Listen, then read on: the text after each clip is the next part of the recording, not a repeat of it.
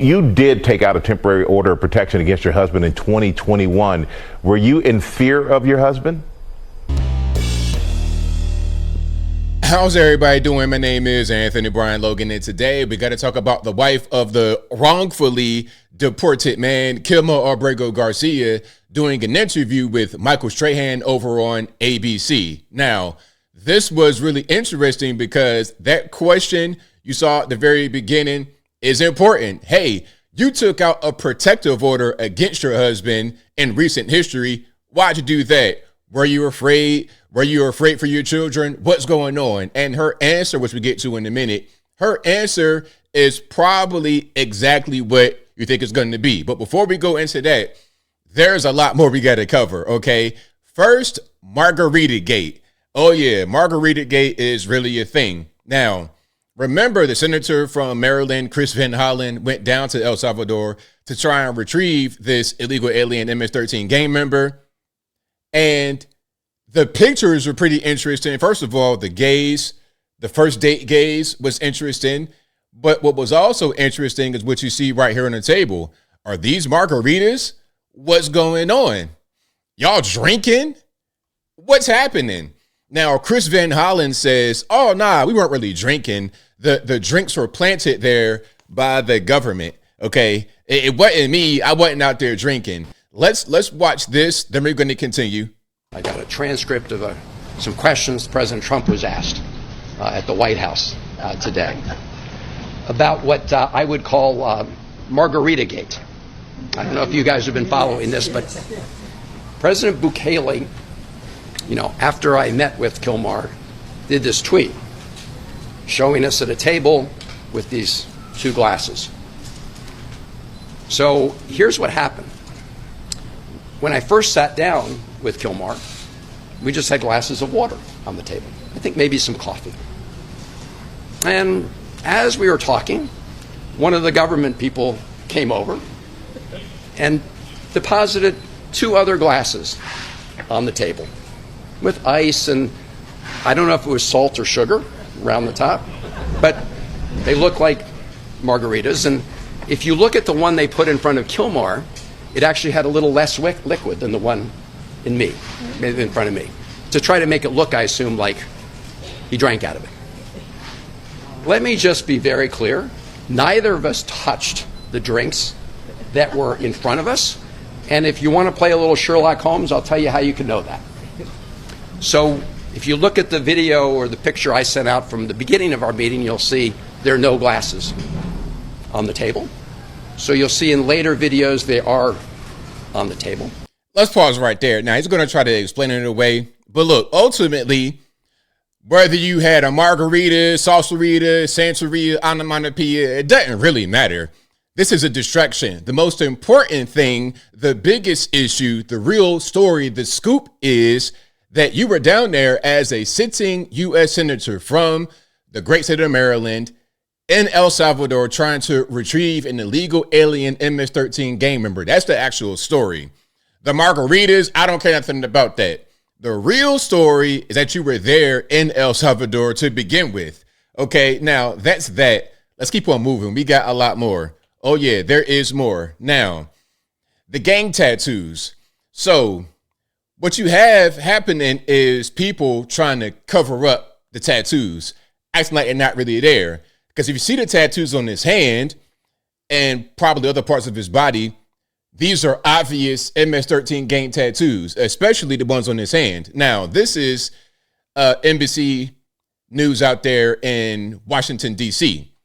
So, of course, they're going to try to censor his hands because they don't want you to see the gang tattoos, okay?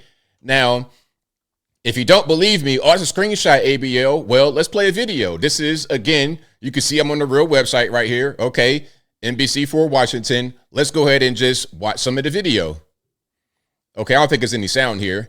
Who is Kilmer Abrego Garcia? All right. And then that's them in the penitentiary. That's somebody right there in front. Okay, that's not Kilmer yet. And you see there's nothing blurred. It's just regular. But look at the video. The lower third is going to kind of obstruct it, but you're going to see it if you look close. Right behind them. There you go. Look. Why are we censoring his hands? What's the purpose of censoring his hands? What are we doing? Now look, this is a picture that his wife had posted. Why are you censoring his hands? Some are going to say, oh, well, maybe he was grabbing her breasts and she didn't want that to be the center of attention. Well, obviously, if you put hearts right there over his hand, I'm going to wonder what's under the hearts. So you're drawing attention to the hearts, which is drawing attention to the breast. It doesn't make any sense. She's trying to cover up the gang tattoos. Now, here's an official tweet from our president, President Donald Trump. He says, this is the hand of the man that the Democrats feel should be brought back to the United States because he's such a fine and innocent person. They say he is not a member of MS-13, even though he's got MS-13 tattooed onto his knuckles. And two highly respected courts found that he was a member of MS-13, beat up his wife, etc. I was elected to take bad people out of the United States, among other things. I must be allowed to do my job, make America great again. And here he is right there with the picture of the tattoos. Okay, and you can see it's labeled MS-13, but then there's different things. You got the marijuana leaf, a smiley face, a cross, and a skull. These are things that are commonly associated with MS-13. Okay, so that's that. Now, I've already showed you guys this right here from the Department of Homeland Security, the DHS official government website. I'll link to it in the box so you can read it for yourself and you can see what it says. Kilmar Abrego Garcia is an MS-13 gang member with a history of violence. You could go through it. It's 8 things. There's documentation. There's all of that right on the DHS website, the government website. I'm not making stuff up. Now, let's get to the actual interview here. Of course, I will link to this interview and everything I showed you so far in the description box. If you're on IG, Facebook, etc., visit a link in the bio, go to the corresponding article on the website. But without further ado, let's go ahead and roll it. What were you told your husband said in that meeting?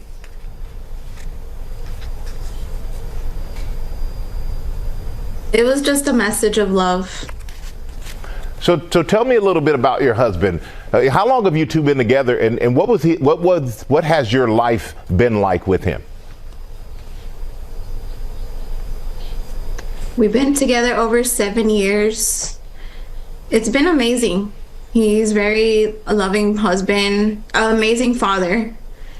And we were just young parents trying to live the American dream. And we know you were living that dream until March 12th. That's when your husband was detained and sent back to El Salvador. Can you tell us what happened as you understand it, and how did you learn about his detainment? Yes, it's been 37 days since March 12th, since my husband was abducted. It's been an emotional roller coaster, honestly. But just knowing right now that he's alive, you know, that day he was with our 5-year-old child, and we've continued, our faith has grown, and I keep him in my prayers to bring him back home. And how did you learn that he was detained? He made a phone call to me, and what we thought was a regular traffic stop was not a regular traffic stop. And we know that the administration, they're resisting a court order to bring your husband back to the U.S. Let's pause for a minute. Now, the court order does not say that the United States must bring him back. It says they must facilitate, which means pay for a plane ride, pay for a taxi ride from the penitentiary to the airport. It doesn't mean going to the Seacot prison in El Salvador, guns blazing, and conduct a prison break to get this guy out of there and back to the USA. That's not what that means at all. So let's be clear. They say your husband's a member of the MS-13 gang. Is he a member of the MS-13 gang or any other gang? No, he's not. And I know this is a sensitive question, but I have to ask it. You did take out a temporary order of protection against your husband in 2021. Were you in fear of your husband?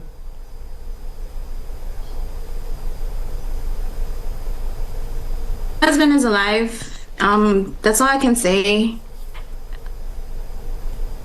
Okay, and I'm not going to push on that apparently. But how much? Okay, now look, I'm gonna pause it right there. There's a little bit more left. I'm gonna pause it right there. Now, Michael Strahan is probably being told in his ear, hey, don't ask no more follow-up questions, because obviously that's an important question. You want to get an answer. And what she said was a non-answer. Oh, I'm glad he's alive. You totally just did not answer the question.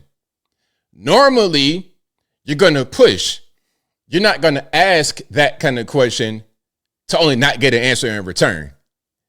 So that's crazy. But I'm sure he was told not to push on it, because if he did, it'd make this guy who they're trying to be some kind of, they're trying to make this guy, this Kilmar Abrego Garcia guy, they're trying to make him be a martyr. They're trying to make him be some kind of symbol of freedom. But you can't make him be this good guy in the media if he beating on his wife and she had to get a restraining order. Now, as I close, I want to say this. Kilmar Abrego Garcia was not mistakenly deported. He is an illegal alien, or at least he was when he was here in the USA. What he is right now is in the penitentiary in El Salvador. He is a citizen of El Salvador. He's where he's supposed to be. You got this dweeb, Chris Van Hollen, a Maryland senator, going down there to try to get this guy, quote unquote, back to Maryland. Meanwhile, one of your constituents, Patty Morin, is mourning her daughter, Rachel Morin, who was taken away from this earth in 2023 by an illegal alien. You're totally just disrespecting her, using her taxpayer money to go down there to get a gang member, the same kind of guy who took her daughter's life. Totally ridiculous, unreal, but I'm not surprised this is happening, because the left will go through any kind of lengths to attack the president. And I think I'll leave that right there for now. And what say you? What's your opinion about this whole situation with the wife speaking out to the media, Margarita Gate, the MS-13 gang member tattoos that have been covered up by the wife, by local news out there in DC, etc.? Whatever your thoughts are, let me know in the comments below. You guys know where I'm at. They are jumping through hoops of fire to try and make this guy be a good guy who they can use for their agenda. Clearly, there's a bunch of issues that this guy has. You should just leave it alone, but they can't. They cannot just leave it alone. They got to keep on pushing, because they don't have anything else. They don't have real policy. They don't have real people that could come in there and lead this country. All they have is propaganda. That's it. This whole thing with this guy being wrongfully deported is pure propaganda, in my humble opinion. But whatever your thoughts are, please let me know in the comments below. And that's all I got to say for this video. If you like what you heard, please comment, rate, share, and subscribe. Peace.